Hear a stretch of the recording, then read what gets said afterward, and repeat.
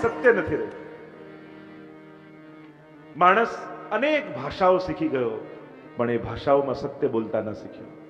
અને માણસને એમ થઈ ગયું સાચું બોલીને તો જીવાય જ નહીં. જો સત્ય એ શબ્દ નથી, એ વૃત્તિ છે, એ વિચાર છે, એ ભાવના છે. સત્ય એ ભાવનાનું નામ છે, શબ્દનું નામ નથી. અને એટલા માટે સાચું અને ખોટું આ બોલતા પહેલા સારું અને ખરાબનો વિચાર કરી લેવો. હું સાચું બોલવા જાઉં છું, પણ એ સારું છે? તો ઘણી વાર લોકો એમ કહેતા આપણે તો સીધે સીધું મોઢા પર કહી દઈએ, પાછળ વાત ના કરીએ. આપણે આ કોઈ વિશેષતા નથી, આપણે કમજોરી જ છે. કારણ કે સાચે સાચું મોઢા પર કહો છો, પણ મોઢા પર નિંદા કહો છો. ક્યારે પ્રશંસા સીધી મોઢા પર કરી? વખાણ સીધા મોઢા પર કર્યા? આપણને સાચું બોલવામાં રસ નથી હોતો, આપણને રસ અપમાન કરવામાં છે. સત્યના તો કેવલ કપડાં પહેરાવીને મૂકીએ છીએ. આપણું ઇન્ટેન્શન સાચું બોલવાનું નથી હોતું, એનું ઇન્સલ્ટ કરવાનું હોય છે. પણ કપડાં છે ના પહેરાય, અમે સાચું બોલીએ છીએ ને એટલે કડવા લાગીએ છીએ. અરે ના, તારે કડવું જ બોલવું છે. સત્યના તો તે કપડાં પહેરાયા છે. જો સત્ય બોલવાનો આગ્રહ હોત તો ઘણી વાર એને સત્કર્મો કર્યા હતા. ક્યારે એના મોઢા પર જઈને એની પ્રશંસા કરી? તું જો એમ કે છે કે મને મોઢા પર કહેવાની, અને પછી લોકો ચોખવટ શું કરે? આ તો બોલાઈ ગયું, અમારા મનમાં નહોતું. અરે મનમાં હતું એટલે જ બોલાયું. સાવ ખોટી વાત. કોઈ એમ કહેતું કે મનમાં નહોતું ને બોલાઈ ગયું, સાવ ખોટી વાત. મનમાં હતું એટલે જ કહેવાઈ ગયું. મનમાં ન હોત તો કહેવાત જ નહીં. તો આપણને કડવું બોલવું હોય છે, અપમાન કરવું હોય છે, નીચો બતાવવો હોય છે. અને એટલા માટે સત્યનો તો આપણે દુરુપયોગ કરતા હોઈએ છીએ. સત્યમ નાસ્તિ તપ, તપ જતું રહ્યું. અને તપ શું કહે? હવે કે જંગલમાં જઈને ઝાડ નીચે બેસવાના છે, અને ફોરેસ્ટ ડિપાર્ટમેન્ટ વાળા હવે બેસવાય દેવાના જ તમને. હવે તપ કોઈ જંગલમાં ઝાડ નીચે બેસવામાં નહીં થાય. અત્યારના સમયમાં તપની વ્યાખ્યા કરવી હોય તો આટલી કરી શકાય કે ભગવાને તમને જેવો પરિવાર, જેવો કુટુંબ, જેવું ઘર અને જેવા સંજોગો આપ્યા છે, એને ભગવાનના આશીર્વાદ માની અને સંતોષપૂર્વક જીવવું, એને જ તપ કહેવાય. જે સંજોગો પરમાત્માએ આપ્યા છે એને સ્વીકારતા શીખો. હંમેશા અસંતોષમાં રહેશો ને તો જે મળ્યું છે એ જતું રહેશે. ઘણી વાર લોકો હંમેશા નિશાસા જ નાખતા હોય. જે મળ્યું છે એને સ્વીકારતા શીખો, સહન કરતા શીખો. જો કલયુગમાં બે વસ્તુ જતી રહી છે, એક શ્રમ શક્તિ અને બીજી સહન શક્તિ. હવે શ્રમ શક્તિ જતી રહી. હવે લોકોને ઓછામાં ઓછી મહેનત કરી વધારેમાં વધારે કેમ કમાઈ લેવાય, એના જ ફિરાકમાં રહીએ. સારી જોબ, નોકરી કોને કહેવાય? આપણે કે બહુ સારી જોબ મળી, કે કેવી સારી, કઈ કામ જ નહીં કરવાનું. એટલે સારું કામ એને કહેવાય જેમાં કામ ન કરવાનું હોય. શ્રમ શક્તિ ઘટી ગઈ. અને બીજું સહન શક્તિ જતી રહી. અને પાછું ઘરમાં દરેકને એમ જ લાગે હું જ ઘસાવું છું, બાકી બધા લહેર કરે છે. મારી જેઠાણી લહેર કરે, મારી દેરાણી લહેર કરે, મારા સાસુ લહેર કરે, હું જ આખો દિવસ ઘસાયા કરું. અને પાછું લાગે બધાને એવું કે હું જ ઘસાવું, બાકી બધા મેં લહેર. તો આમાં ઘસાય છે કોણ? તો ઘરમાં એક જણો તો અગરબત્તી જેવો જોઈએ, જે બળતા બળતા પણ ઘરને સુગંધિત કરતો રહે. આવો એકાદ વડીલ તો હોવો જ જોઈએ, તો ઘર સુગંધિત રહે. જે ઘરમાં બધા જ લોકો પોતાના હકની જ વાત કરતા હોય ને, ત્યાં ભેગા રહેવું બહુ અઘરું થઈ જાય. હકની વાત કરતા પહેલા પોતાના ફરજોની વાત કરો.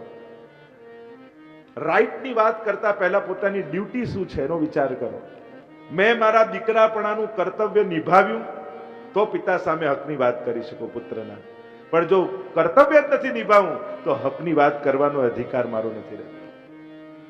પાશ્ચાત્ય સંસ્કૃતિ એ હકની સંસ્કૃતિ છે. ત્યાં નાના બાળકોને પણ શીખવાડવામાં આવે મા બાપ સામે તારા કેટલા રાઈટ છે, શિક્ષક સામે તારા કેટલા રાઈટ છે સ્ટુડન્ટ તરીકે, એને એનો હક શીખવાડવામાં આવે. અને ભારતીય સંસ્કૃતિમાં ફરજની સંસ્કૃતિ છે.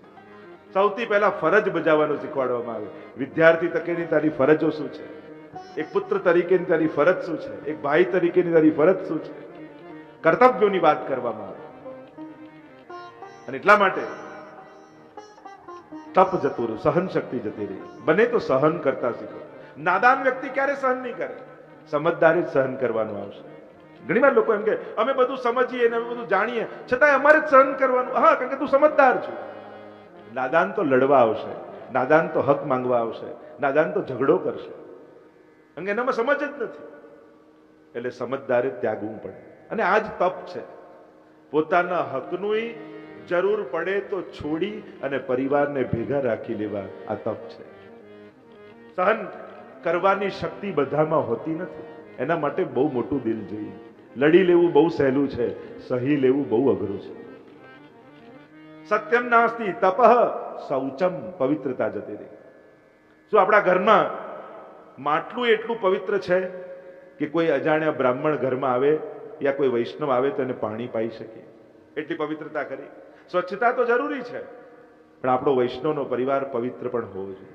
એનો પણ વિચાર, કારણ કે આપણા ઘરમાં ઠાકોરજી બિરાજે છે, તો જે ઘરમાં પ્રભુ હોય ત્યાં પવિત્રતાનો પણ વાસ હોવો જોઈએ. સત્યમ નાસ્તિ તપઃ શૌચમ દયા દાનમ ન વિદ્યતે. દયા જતી રહી, દાન જતા રહ્યા. ઉદરમ ભરીણો જીવા, કેવલ પેટ ભરવા માટે લોકો જીવા લાગે. ને પાછા લોકો કે આ પેટ માટે દોડીએ. પેટ કોઈને દોડાવતું નથી, જીભ બધાને દોડાવે છે. આવશ્યકતાઓ કોઈને દોડાવતી નથી, ઈચ્છાઓ દોડાવતી હોય છે. ઉદરમ ભરીણો જીવા વરાકા કૂટ ભાષિણ મંદા સુમંદ બતયો મંદ ભાગ્યા યુપદ્રતા. લોકો મંદ ભાગી થયા. પાખંડી નિરતા સંતો વિરક્તા સ પરિગ્રહ.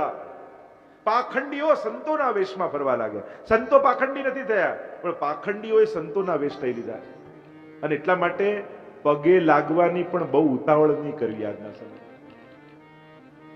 ધર્મે પણ સાવધાની રાખવાની. બહુ વ્યક્તિ પૂજા તરફ જે સંપ્રદાય અને ધર્મ જાય છે, એ જ આગળ જતા અનેક ભાગલાઓમાં વેચાઈ જતો. અને તમે જ ઈશ્વરની પૂજા અને ઈશ્વરની સેવા ન શીખવાડી, પણ એને વ્યક્તિ પૂજા તરફ મોકલે. હા, મહાન વ્યક્તિ મહાન છે, વંદનીય છે, પ્રેરણીય છે, આરાધનને યોગ્ય છે, ઉપાસ્ય છે, પણ ધર્મ અને સંપ્રદાયો વ્યક્તિ પૂજક ન થઈ જવા જોઈએ. એની સાવધાની. કારણ કે પછી ધીરે ધીરે ભગવાનનો ફોટો નાનો થતો જાય ને ગુરુનો ફોટો મોટો થતો જાય, અને ધીમે ધીમે પછી તો ભગવાન ગાયબ જ થઈ જાય. પછી ખાલી એ જ દેખાય, અને પછી તો કે આ જ ભગવાન છે. અને જ્યારે આવી દશા થવા લાગે એ સમાજના હિત માટે સારું નથી. જીન ગોવિંદીઓ બતાવે. ગુરુ તો એમ, જ્યારે ગુરુને પગે લાગવા આવે ત્યારે એમ કીધું ઠાકોરજી આ રહ્યા, અને ભગવાન સાથે તમારો હસ્તમેળાપ કરે. જો ને પુષ્ટિ માર્ગમાં આપણે ત્યાં કોઈ જીવ બ્રહ્મ સંબંધ લેવા આવે એટલે એમ કે લે હવે ઠાકોરજી તને પધરાવી દઈએ. મહાપ્રભુજી સીધા એનો ઠાકોરજી પધરાવીને સ્વાગત કરે છે, એનો હસ્તમેળાપ કરાવે છે. અને એટલા માટે આજના કલિયુગમાં આવા સમયમાં સાવધાન રહેવાની એ જરૂર છે કે સમાજ ભગવત પૂજક હોવો જોઈએ, ઈશ્વર પૂજક હોવો જોઈએ. એની ગતિ વ્યક્તિ પૂજા તરફ ન જતી રહે, એની સાવધાની રાખે. ગુરુ વંદનીય છે, પ્રભુ કરતા પણ એનો આદર છે આપણા માર્ગમાં. હિન્દુ સંસ્કૃતિમાં એનું વિશેષ સ્થાન છે, પણ એ ગુરુએ જ સાવધાની રાખવાની જરૂર છે કે હા, આ ઠાકોરજીની લાલ લડા, પ્રભુની સેવા કરે, પ્રભુ તરફ મોકલે. આજ તો વિશેષતા છે આધ્યાત્મની. પાખંડી નિરતા સંતો વિરક્તા સ પરિગ્રહ. અને વિરક્તો પરિગ્રહી થઈ ગયા છે. જેને સંન્યાસ લીધો હોય એને તો કેવા નિયમો પાળવા જોઈએ. જો દુનિયામાં જેટલા સંન્યાસીઓની જરૂર હતી ને એટલા પૂરતા થઈ ગયા છે. હવે સારા સંસારીઓની દુનિયાને જરૂર છે. સારા પિતાની, સારી માતાની, સારા પતિની, સારા પત્નીની, સારા ભાઈની, સારી બહેનની. આદર્શ સંસારીઓ હશે તો સ્વસ્થ સમાજ ઉભો થશે. સંન્યાસીઓ તો જેટલા હતા એટલા ઘણા થઈ ગયા છે. બધાને વંદન, બધાને પગે લાગી લઈએ. હવે સારા સંસારીઓ ઉભા થાવ. સ્વસ્થ સંસારીઓ સમાજને મળશે તો સ્વસ્થ સમાજ બનશે. અને એટલા માટે હવે સામાજિક વૃત્તિઓમાં, જો આપણે સામાજિક સંસ્થાઓ ચલાવતા હોઈએ તો સમાજમાં એવોર્ડ કોને આપીએ? જે ધંધામાં આગળ ગયો હોય, જે ભણવામાં આગળ ગયો હોય, જે જોબમાં આગળ ગયો હોય. પણ આપણી સામાજિક સંસ્થા છે, કોઈ આર્થિક સંસ્થા નથી, ફાઇનાન્સ માટેની નથી કે કેવલ એના બેંકના ખાતાને જોઈને જ એને એવોર્ડ અપાય. કોઈ ઇકોનોમી માટેની, ફાઇનાન્સ માટેની હોય અને ત્યારે બેંક એકાઉન્ટ જોઈને સન્માન કરો, બરાબર છે, અને કરવું જોઈએ, શ્રેષ્ઠીઓનું સન્માન થવું જોઈએ. પણ સામાજિક સંસ્થાઓએ એમ નથી લાગતું એક શ્રેષ્ઠ પિતાનો એવોર્ડ એ કાઢવો જોઈએ કે જેણે આખા પરિવારને ભેગા રાખ્યા હોય અને આટલા વર્ષોથી કુટુંબ ભેગું રહેતું હોય, એ વડીલનું પણ સન્માન થવું જોઈએ, જેથી સમાજને પ્રેરણા મળે ભેગા રહેવા. શ્રેષ્ઠ માતાનો એક એવોર્ડ હોવો જોઈએ, શ્રેષ્ઠ વહુનો એક એવોર્ડ હોવો જોઈએ, શ્રેષ્ઠ પતિનો એક એવોર્ડ હોવો જોઈએ, શ્રેષ્ઠ ભાઈનો એક એવોર્ડ હોવો જોઈએ, જેથી સમાજને પ્રેરણા મળે સાચા સંબંધી બનવાનું. સામાજિક ભાવનાઓનું કેમ અભિવૃદ્ધિ થાય એના માટેના સંસ્થાઓએ પ્રયાસ કરવા જોઈએ, જેથી લોકોને ભેગા રહેવાની ભાવના પેદા થાય. કારણ કે સ્વતંત્રતા, ઇન્ડિવિડ્યુઆલિટી અત્યારનો એક બહુ મોટો રોગ છે. મારી લાઈફ મને કોઈએ કહેવાનું નહીં, હું મારી રીતે કરી લઈશ, હું કોઈનું નહીં માનું, મારી લાઈફ છે, હું નિર્ણય લઈશ. અરે તારું માન્યું હોત તો તારે સ્કૂલે નહોતું જવું, ઉચકીને મૂકી આયા તો હવે બોલતો થયો તું ભાઈ. તારે શાળામાં પણ નતું જવું, તારું માન્યું હોત તો સ્કૂલે ન ગયો હોત. આ તો ટીંગા ટોળી કરીને મૂકીને આયા તો હવે ભણી ગણીને કોલેજમાં આવ્યો છે. તો જ્યારે વ્યક્તિ અને વ્યક્તિનો વિકાસ એકલતામાં થવા લાગે અને પોતાના સંબંધોને ગૌણ કરી અને કેવલ એટલો બધો ઈગો વધારી દેવામાં આવે કે બસ મારી લાઈફ મને કોઈએ નહીં કહેવાનું. અરે તું વ્યક્તિ એક છું, પણ એક વ્યક્તિ કેટલા સંબંધોને જીવતો હોય છે. કોઈ એમ કે મારી લાઈફ મારે ખતમ કરી દેવી છે. અરે તું તારા શરીરને ખતમ કરે ઠીક, પણ તું કોઈનો ભાઈ છું, એ ભાઈને મારવાની હક તને નથી. તું કોઈનો દીકરો છું, કોઈના દીકરાને મારવાનો તને હક નથી. તું કોઈનો પતિ છું, કોઈના પતિને મારવાનો તને હક નથી. વ્યક્તિ એક હોય પણ કેટલા સંબંધોને જીવતો હોય છે. અને એ જવાબદારીઓનું ભાન જ્યારે વ્યક્તિને રહેતું નથી ત્યારે કેવલ પોતાના જીવનને લક્ષ્યમાં રાખીને જીવે એ નબળું જીવન છે. ખરેખર એક ગૌરવ મને થાય છે આ સૌરાષ્ટ્રના પાટીદાર સમાજ માટે કેવી કૌટુંબિક ભાવનાઓ સાથે લોકો ઘરે ઘરે રહે છે. આજે પણ જુદા જુદા ઘર લઈને રહી શકે એમ છે, છતાંય ભાઈઓ ભેગા રહેવાનો પ્રયાસ કરે છે કે અમારો પરિવાર, અમારો કુટુંબ. સમાજની વિચિત્રતા એ છે, જેટલા જેટલા મોટા મહાપુરુષો થયા, મોટા મોટા સંગઠનો જેણે ઉભા કર્યા, એ લોકો પણ, એ મોટા મહાપુરુષો અને સમાજ સુધારકો પણ પોતાના ઘરના 5 લોકોને ભેગા નથી રાખી શક્યા. ઇતિહાસ ચકાસી જુઓ. જેણે એમ કહ્યું કણકણમાં ઈશ્વર છે, એને પણ ઘરના 5માં ઈશ્વર ન દેખાયો. આ કરુણતા છે સમાજમાં.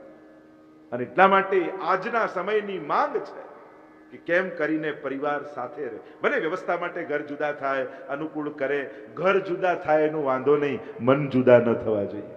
એ તો સદા કુટુંબ મન અને ભાવનાથી બનતું હોય છે, ઈંટ ચૂના પથ્થરની દિવાલથી નથી બનતું હોતું. હા, માણસ સમૃદ્ધ થાય, સુખી થાય અને અનુકૂળ વ્યવસ્થાઓ કરે, એમાં ક્યાં વાંધો છે, પણ એક કૌટુંબિક ભાવનાઓ જુદી ન થઈ જાય એનો વિચાર સતત કરતા રહેવા. હું તો બીજા કોઈનું નહીં, હું તો અમારું જ ઉદાહરણ આપું. આજે આખા દુનિયાભરમાં આવેલી હોવા છતાં આજે અમે 3 ભાઈઓ પિતાશ્રીની જોડે રહીએ છીએ. અને એ પરિવારને જોઈ અને કેટલા વૈષ્ણવના કુટુંબો ભેગા રહેતા થઈ ગયા છે કે ના, અમારે કુટુંબિક ભાવનાથી રહેવું છે, અમારે એ પ્રકારની વ્યવસ્થા જોઈએ છે કે અમે બધા પારિવારિક ભાવનાથી રહીએ. નહીં તો ઠાકોરજી સામર્થ્ય આપે છે અને એવું સામર્થ્ય છે કે બધી વ્યવસ્થા થઈ શકે એમ છે. મૂળ વાત છે સંસ્કારોની, એ ભાવનાઓની. અને જ્યારે ધર્મ તરફથી, ધર્માચાર્યો તરફથી સમાજને, સમાજમાં કઈ રીતે રહેવાય એ જો પ્રેરણા નહીં મળે, ઉપદેશ તો બહુ જોરશોરથી આપીએ છીએ, આમ કરવું જોઈએ, આમ કરવું જોઈએ. સંન્યાસીઓ બાળકો કેમ મોટા કરવા એના માટેના લેક્ચરો આપતા હોય છે. પહેલા તું પરણીને જો, પછી ખબર પડશે. બાળકો કેમ ઉછેરવા, એક ભાઈ લેક્ચર આપતા ને, એટલા ધારદાર લેક્ચર આપતા. 5 વર્ષ પછી એવા ઉદાસ થઈ ગયા, લેક્ચર આપતા બંધ થઈ ગયા. એને પૂછ્યું કે શું થયું, કે બીજું કઈ નહીં, લગ્ન થઈ ગયા ને હવે 2 બાળક છે, બધું જ્ઞાન જતું રહ્યું છે.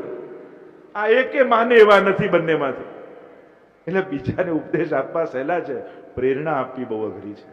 અને જ્યારે ધર્માચાર્યો તરફથી કૌટુંબિક ભાવનાની પ્રેરણાઓ જાય, અમારા ગુસાઈજી, અમારા મહાપ્રભુજી જુઓ, સાથે લાલજી, સાથે વહુજીઓ, એક પરિવારમાં નિત્ય પ્રતિ ક્ષણો ક્ષણો શ્રી વલ્લભનો પરિવાર રસના. વલ્લભાખ્યાનમાં ગોપાલદાસજી ગાય છે કે આખું કુટુંબ ભેગું રહે છે. 7 ઘર જુદા નથી પાડ્યા ગુસાઈજીએ, એમણે તો 7 ઘરા બનાવ્યા છે કે એક જ ઘરમાં સાથે ભેગા રહેતા. મથરામાં આજે છે 7 ઘરા છે. આ તો આપણે વૈષ્ણવ, તમારું આ ઘર ને મારું આ ઘર ને તારું પેલું ઘર, અને તમે આ ગાદીના ને તમે પેલા ઘરના. આ નાના હતા ત્યારે ઘર ઘર રમતા, બરાબર છે. હવે મોટા થયા, હવે તો ઘર ઘર છોડો. ક્યાં સુધી આ રીતે રમવાનું? આપણા બધાના ગુરુ કોઈ હોય તો જગત ગુરુ શ્રી વલ્લભાધીશ છે, શ્રી મહાપ્રભુજી છે, અને એ જ આપણા બધાના માથે ગુરુ રૂપે બિરાજે છે. આ ભાવના લઈને જ્યારે આગળ જઈશું તો અહીંયા જ્યારે કલિયુગના લક્ષણો અને પ્રભાવને જોતા જોતા નારદજી જાય છે અને તરુણી પ્રભુતા, ગેહ, શાલકો, બુદ્ધિદાયક, ઘરે ઘરે ક્લેશ જોયા, ઝઘડા જોયા, ત્યારે એમ થયું કે આ કલહ એ સાક્ષાત કલિયુગનું રૂપ છે. કલિયુગમાં ક્લેશ છે. અને બીજે બધે તો ઠીક, જ્યાં માણસ શાંતિ મેળવવા જાય એ ધર્મ સ્થાનો પણ કલહના કારણ બની જાય ત્યારે માણસ શાંતિ લેવા જશે ક્યાં? ઠેર ઠેર ભાગલા, ક્લેશ, ઝઘડા. અને જ્યારે આ બધું જોયું ત્યારે નારદજીને ચિંતા થઈ કે આ સમાજનું ઉત્થાન કેમ થશે? આ જીવ માત્ર શાંતિ, આનંદ અને ધર્મ તરફ કેમ પ્રેરાશે? અને એ ચિંતામાં નારદજી પરિભ્રમણ કરી રહ્યા છે. અને સનતકુમારો અહીંયા જોયા નારદજીને. નારદજી આખું વૃત્તાંત કહ્યું. સનતકુમારો કહેવા લાગ્યા કે નારદજી પણ આમ દુઃખી કેમ છો? આપને ચિંતા શું છે? ત્યારે નારદજીએ કહ્યું કે આ રીતે કલયુગનું દર્શન કરતા કરતા હું વ્રજમાં ગયો અને વૃંદાવનમાં આવ્યો. અને વૃંદાવનમાં યમુનાજીના તટ ઉપરથી હું જ્યાં જઈ રહ્યો હતો ત્યાં પાછળથી એક સ્ત્રીનો અવાજ મને સંભળાયો. ભો ભો સાધો ક્ષણમ તિષ્ઠ મત ચિંતામપી નાશય. મહાત્મન ખડે રહેજે, ઉભારો. પાછળ વળીને જોયું તો એક યુવાન સ્ત્રી છે. બે વૃદ્ધ પુરુષો એના ખોળામાં માથું રાખીને સૂતા છે, જાણે બેભાન હોય એ રીતના. અનેક સ્ત્રીઓ એને પંખો આદિ સેવા કરી રહી છે. નારદજી પૂછ્યું, કોણ છે તું? અને ત્યારે સ્ત્રીએ પોતાનો પરિચય આપતા કહ્યું, અહમ ભક્તિ, હું ભક્તિ છું. આ બંને વૃદ્ધ પુરુષો મારા બંને પુત્રો છે. એક છે જ્ઞાન અને બીજો છે વૈરાગ્ય. કાલ યોગે નજર જરો. કાળના યોગથી, કલયુગના પ્રભાવથી આ જ્ઞાન અને વૈરાગ્ય બંને વૃદ્ધ થઈ ગયા છે. પોતાનો પરિચય આપતા ભક્તિ મહારાણીએ કહ્યું, ઉત્પન્ના દ્રવિડે સાહમ વૃદ્ધિમ કર્ણાટકે ગતા ક્વચિત ક્વચિત મહારાષ્ટ્રે ગુર્જરે જીર્ણતામ ગતઃ. હું દ્રવિડ દેશમાં ઉત્પન્ન થઈ, મહારાષ્ટ્રમાં વૃદ્ધિ પામી, કર્ણાટકમાં વૃદ્ધિ પામી, મહારાષ્ટ્રમાં ક્યાંક ક્યાંક પૂજાઈ, પણ ગુજરાતમાં આવીને હું ઘરડી થઈ ગઈ. હવે આવું કોઈ કહે તો ગુજરાતીઓને ગમે? એટલે ગુજરાતના સંતો મહાત્માઓ અનેક અનેક અર્થો કર્યા. એક અર્થ એમ કર્યો, ગુર્જરે જીર્ણતામ ગતઃ, ઘરડી થઈ. એટલે કે યુવાનીમાં તો બાને બધા સાચવે, પણ બા બધી મિલકત એને આપતા જાય જેને ગડપણમાં બાને રાખ્યા હોય. તો કે યુવાનીમાં તો ભક્તિ મહારાની બધે રહ્યા, પણ ગડપણમાં ગુજરાતના લોકોએ ભક્તિ મહારાનીને રાખ્યા, એટલે પોતાની બધી મિલકત ગુજરાતીઓને આપતા ગયા. એક અર્થ એમ કર્યો. અને ગુર્જર પ્રદેશ એટલે પુરાણમાં ગુજરાત માટે ગુર્જર નથી, પણ ઉત્તર ભારત, એનો જે દક્ષિણ ગુર્જર જ્ઞાતિ હોય છે ને, ગુર્જર આંદોલન ને થયું હતું તો એને ગુર્જર પ્રદેશ કહેવાય એમ જોવા જાવ. પણ અહીંયા એક અર્થ એમ કરે છે કે ગુજરાત તો ભક્તિ મહારાની આપતા ગયા. એક અર્થ એમ કર્યો કોઈ મહાત્માએ, યુવાનીમાં તો દોડાદોડ બા કરે, પણ ગઢા થઈ જાય અને એક જગ્યાએ જ્યાં બેસે ને કોઈ ઊભો ન કરે ત્યાં સુધી ઊભા ન થાય બા. એમ જ ગરડા થઈને ગુજરાતમાં એવા બેઠા ભક્તિ મહારાની કે પછી ઊભા જ ન થયા. અને ગુજરાતમાં વસ્યા એટલે દ્વારિકાનો નાથ પ્રભુ છેક ગોવ્રજ છોડી અને દ્વારિકામાં આવી અનેક અનેક અર્થો કરે. પણ વેપારી પ્રજા રહીને જે ભક્તિમાં પણ ફાયદો ગોતે ત્યાં ભક્તિ ગરડી થઈ જાય. આ કરવું તો શું મળે, પેલું કરવું તો શું મળે. ઘણા લોકો તો પ્રસાદ કેટલો મળશે એ જોઈને સેવા લખાવે. અરે રાજભોગ તારા માટે નથી, ઠાકોરજી માટે છે. આપણને મળે એને રાજભોગ ન કહેવાય, પ્રભુ આરોગ્ય એને રાજભોગ કહેવાય. તો ધરવાની ભાવનાને રાજભોગ કહેવાય. તો બધામાં ફાયદો ગોતે તો ત્યાં ગુજરાતમાં ભક્તિ મહારાની ગરડી થઈ ગઈ. એમ તો ગુર્જરે જીર્ણતામ ગતઃ. પણ ભક્તિ મહારાની કહેવા લાગ્યા કે હું પરિભ્રમણ કરતી કરતી વ્રજમાં આવી. અને વ્રજમાં આવી અને આપણા બધાનો અનુભવ નથી, વ્રજમાં જતા જ ભક્તિ કેવી યુવાન થઈને નાચવા લાગે આપણા બધાના હૃદયમાં. જ્યાં તમે મથુરા સ્ટેશને ઉતરો પછી તો વૈષ્ણવોને ઝાલવા અઘરા થઈ જાય. એ 80 વર્ષના બા ઘરે ચાલવું હોય ને તો 2 જણા પકડે તો 4 ડગલા ચાલે. વ્રજમાં પહોંચો એવા દોડે કે કેવું પડે બા ધીમે, આમ ઝાલ્યા ના રે બા. અમે તો હવેલીમાં જોઈએ ને, હવેલી પણ વ્રજ છે. સીડી ચડાવીને ઘરના 2 લોકો ધીમે રહીને હવેલીમાં ચોકમાં, હવેલીના હોલમાં જ્યાં દર્શન હોલ હોય ત્યાં લાવે. પણ જ્યાં દર્શન ખુલે તો હાથ છોડાવીને એવા ભાગે 2-4 યુવાનોને પાડી દેવા. એવી હિંમત આવી જાય, એવી તાકાત આવી જાય. તો આ ભક્તિની તાકાત છે. આજે પણ વૃંદાવનના કણ કણમાં કૃષ્ણ રમી રહ્યો છે. આજે પણ લહેરાતા દરેક પવનના ઝોકામાં ઠાકોરજીના વેણુના સ્વર રેલાઈ રહ્યા છે. આજે પણ પ્રત્યેક વૃક્ષના પત્રે પત્રે ચતુર્ભુજ બિરાજે છે. કણ કણમાં કૃષ્ણનો અહેસાસ આજે પણ બ્રજમાં છે. એક પલક જો રહીએ વૃંદાવન, વૃંદાવનની ભૂમિનો એ પ્રભાવ. જ્યારે જ્યારે બ્રજમાં જવાનું થાય દોડી દોડીને ગિરિરાજજીનું પૂજન કરવા જઈએ, દોડી દોડીને યમુનાજીનું પૂજન કરવા જઈએ. ઠાકોરજીની દાન ઘાટી, મોર કુટીર, કામવન, કેટલા સુંદર રમણીય, આ બધું વૃંદાવન જ છે. અને પ્રભુની એ લીલા ભૂમિ છે. વ્રજ એ કોઈ ઐતિહાસિક સ્થળ નથી, એ લીલા ભૂમિ છે. ત્યાં તમે ભૂતકાળ શોધવા નથી જતા. વ્રજમાં તો સદાય વર્તમાન છે. આજે પણ ઠાકોરજી અખંડ લીલાઓ વ્રજમાં કરી રહ્યા છે. વ્રજનો એક પલકનો વાસ પણ પ્રભુને મેળવી આપનારો એવું સામર્થ્ય ભૂમિમાં છે. અને વરાહ પુરાણ આદિમાં તો કહ્યું વ્રજની ભૂમિ એ પૃથ્વીનો ભાગ નથી. કારણ કે જયારે વરાહ ભગવાન પૃથ્વીને રસાતળમાંથી બહાર કાઢીને આવ્યા અને પૂછો પ્રશ્ન કર્યો બ્રહ્માજીને કે ક્યાં પધરાવું, અને સામે લીલો છમ ભૂમિનો ભાગ દેખાયો. પૂછ્યું કે પૃથ્વી મારી પાસે છે તો આ શું છે? તો તું આ તો બ્રજમંડળ છે. વૃંદાવન, યમુનાજી, ગિરિરાજજી કહેવાય છે. શાસ્ત્રો એમ કહે છે કે ભગવાને સાક્ષાત ગોલોક ધામથી ઉતારે. એ પૃથ્વીનો ભાગ નથી. અને એટલે જ્યારે પ્રલય થાય અને આખી પૃથ્વી જલમાં ડૂબી જાય ત્યારે પણ બ્રજ ડૂબતું નથી, કારણ કે પૃથ્વીનો ભાગ નથી. બ્રજનો મહિમા ગાયો. કહ્યું કે બ્રજના સ્પર્શ માત્રથી હું તો યુવાન થઈ નારદજી, ભક્તિ મહારાની કહેવા લાગ્યા, પણ મારા બંને પુત્રો જ્ઞાન અને વૈરાગ્ય બંને વૃદ્ધ થઈ ગયા. રાધે રાધે કરનારા બ્રજમાં ઘણા મળ્યા, પણ જ્ઞાન અને વૈરાગ્યનો ઘરાક તો ત્યાંય કોઈ ન મળ્યો. વૃદ્ધ કેમ થાય કે એને કોઈ ગ્રહણ કરનારા ન મળે. આપ કંઈક કૃપા કરો. નારદજીએ કહ્યું કે ભક્તિ મહારાની હું તને વચન આપું છું, તારા દુઃખનું નિવારણ હું કરીશ. વેદોના મંત્રો બોલ્યા છે, ગીતાજીનો પાઠ કર્યો છે, આળસ મરડીને ઊભા થાય ને પાછા સુઈ જાય. આકાશવાણી થઈ, નારદજી સત્કર્મ કરો, અને સત્કર્મ માત્રથી ભક્તિના દુઃખનું નિવારણ થશે. પણ કયું સત્કર્મ કરો એ ન કહ્યું. વચન આપ્યું ભક્તિ મહારાનીને કે તને વચન આપું છું, તારા દુઃખનું નિવારણ હું શોધીને પાછો આવીશ. અને પરિભ્રમણ કરતા કરતા બદ્રી વિશાલમાં નારદજી પહોંચ્યા છે. અને ત્યાં સનતકુમારો સાથે મેળાપ થયો. સનતકુમારોએ કહ્યું, નારદજી અમારી પાસે ઉપાય છે જેનાથી ભક્તિ મહારાનીના દુઃખનું નિવારણ થશે. ભક્તિ, જ્ઞાન અને વૈરાગ્ય ત્રણેય યુવાન થઈ જશે. શું ઉપાય?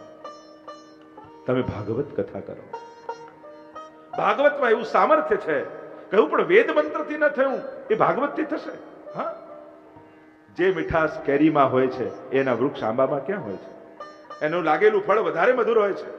ભાગવત એ વેદના કલ્પ વૃક્ષનું ફળ છે, પણ જે સામર્થ્ય ભાગવતમાં છે એ કોઈ શાસ્ત્રમાં નથી. ભાગવત કથા કરો. કોણ કરે? સનતકુમારો કહે અમે તો સત્સંગ માટે જ આવ્યા છે. કોઈ બોલનારું મળે તો સાંભળવા બેસી જઈએ, કોઈ સાંભળનારું મળે તો કથા ગાવા લાગીએ. કોણ બોલે કોણ સાંભળે અમને એનાથી મતલબ નથી. અમને તો મતલબ ભગવત સત્સંગથી છે. અચ્છા, જો તમે કહો નારદજી તો અમે પોતે ભાગવત કથા કરી. અરે પ્રસન્ન થઈ ગયા નારદજી. એક તો ભાગવત જેવી કથા અને એ પણ સનતકુમારોના મુખે સાંભળવા મળે તો એનાથી મોટો બીજો લાભ શું હોય? ક્યાં કથા કરું? કહ્યું કે હરિદ્વાર પાસે આનંદ નામનો તટ છે, ગંગાજીનો પાવન કાંઠો છે, ત્યાં તમે કથાનું આયોજન કરો અને બધાને આમંત્રિત કરો. નારદજીએ કથાનું આયોજન કર્યું છે. વિશાળ પંડાલ બાંધ્યો છે. બધા ઋષિઓ, મુનિઓ, નદીઓ, પર્વતો, તીર્થો, દેવતાઓ બધાને આમંત્રિત કર્યા છે. આખો પંડાલ ભરાઈ ગયો છે ખચોખચ. સનતકુમારો વ્યાસપીઠ પર બિરાજમાન થયા અને ભાગવતના મહાત્મ્યનું ગાન કરતા સનતકુમારો બોલ્યા, સદા સેવન કરો, સદા સેવન કરો. આ ભાગવત કથા એવી દિવ્ય કથા છે જેના શ્રવણ માત્રથી સ્વયં ભગવાન ભક્તના હૃદયમાં આવીને બિરાજી જાય છે. એવું સામર્થ્ય આ ભાગવત કથાનું છે. કથા સાંભળશો તો ભગવાન કર્ણના માધ્યમથી હૃદયમાં આવી જશે. અને કહ્યું, અરે આખી કથા નહીં તો અડધી નહીં તો એક દિવસ નહીં તો એક શ્લોક નહીં તો અડધો શ્લોક, અડધો નહીં તો 5 શ્લોક, શ્લોકાર્ધમ શ્લોકપાદંબા. અને એમાં પણ કોઈ અંત સમયમાં જો ભાગવત કથાને સાંભળી લે જીવનના, તો એને લેવા માટે તો પરમાત્મા પોતે આવે છે. એવું મહાત્મ્ય કથાનું કહ્યું. જ્યાં જ્યાં રામાયણ થાય ત્યાં હનુમાનજી આવે, જ્યાં જ્યાં મહાભારતની કથા થાય ત્યાં અશ્વત્થામા આવે, પણ જ્યાં જ્યાં ભાગવતની કથા થાય ત્યાં ભગવાન પોતે આવતા હોય છે. એવું ભાગવતનું સામર્થ્ય કહેવામાં આવે છે. યત્ર યત્ર ચતુર્વક્ત્ર શ્રીમદ ભાગવતમ ભવેત ગચ્છામિ તત્ર તત્રાહમ ગૌર યથા સુતવત્સલાહ. એમ કહ્યું કે જેમ તમે કથા સાંભળવા જ્યારે ઘરેથી નીકળો ને, અને નીકળો ત્યારે તમને એમ લાગે કે હું એકલી નીકળી કે એકલો આવું છું. ના, તમે જેને પોઢાડી દીધા ને સવારે, એ ઠાકોરજી પણ ધીમે રહીને મંદિરનો દરવાજો ખોલી તમારી પાછળ પાછળ ચાલવા લાગે છે. કારણ કે એમને થાય કે આ તો ભાગવત કથા સાંભળવા જઈ રહી છે. અને ચાલતા ચાલતા તમારી પાછળ આવે. હું નથી કહેતો, મહાત્મ્યમાં કહ્યું કેવી રીતે ગૌર યથા સુતવત્સલાહ. એ ગાયને વાછરડાની પાછળ પાછળ ચાલતી જોઈ છે.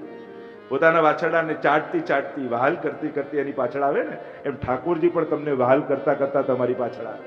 અને કથામાં બેસો ને ત્યારે તમારા ખોળામાં કૂદકો મારીને ઠાકોરજી ચડી જાય અને તમારી ગોદમાં બેસી તમારા ઠાકોરજી પણ ભાગવતને સાંભળતા હોય છે. એમ મહાત્મ્યમાં કહેવામાં આવે, એવું મહાત્મ્ય કથાનું છે. અને જ્યાં ભાગવતના મહાત્મ્યનું વર્ણન કરી રહ્યા હતા એટલામાં સભામાં એક આશ્ચર્ય થયું. એક યુવાન સ્ત્રી બે યુવાન પુરુષોની સાથે સભામાં મંડપમાં પ્રગટ થઈ ગઈ. બધા અંદર અંદર વાતો કરવા લાગ્યા, આ સ્ત્રી કોણ છે, આ બંને પુરુષો કોણ છે? અને ત્યારે નારદજીએ કહ્યું, આ બીજું કોઈ નહીં, આ તો સાક્ષાત ભક્તિ મહારાની છે.